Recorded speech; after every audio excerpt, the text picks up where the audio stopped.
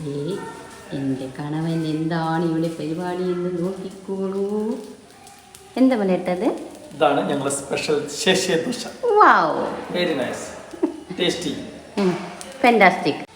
എന്തൊക്കെയാണ് ഇതിലെ ഇൻഗ്രീഡിയൻസ് പറയൂ. സ്പെഷ്യൽ ദോശയിൽ മലപ്പുറം സ്പെഷ്യൽ. ഇതിൽ അരി അരച്ചിട്ട് അതിലേക്ക് ചെറുള്ളി, ജീരകം, പച്ചമുളക്, ഉപ്പ് അരയ്ക്കാം, സാമ്പാർ, തേങ്ങ ചിരകിയിടണം, പച്ചമുളക് അരിഞ്ഞിടണം, ജീരകം ഇടണം, ചെറിയുള്ളി നന്നായിട്ട് അരിഞ്ഞിടണം. ഇതെല്ലാം അരിഞ്ഞിട്ട് നമ്മൾ സാധാ ദോശ പരത്തുന്ന പോലെയല്ല, ഒഴിച്ചു വിടുക. ശേഷം കാണിച്ചു തരാം കേട്ടോ.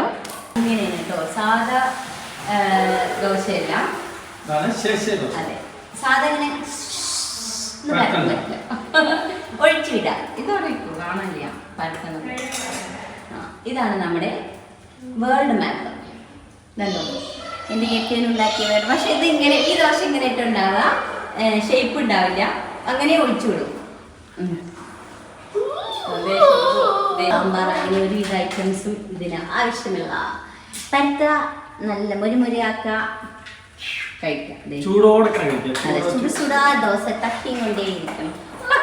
കണ്ടോ ഇവിടെ നമ്മൾ കോഫി ഉണ്ടാക്കുന്നു, അടുത്ത സ്റ്റൗവിൽ ഇവിടെ ദോശ ഉണ്ടാക്കുന്നു. വിമൽകുമാർ മലപ്പുറം സ്പെഷ്യൽ ദോശ.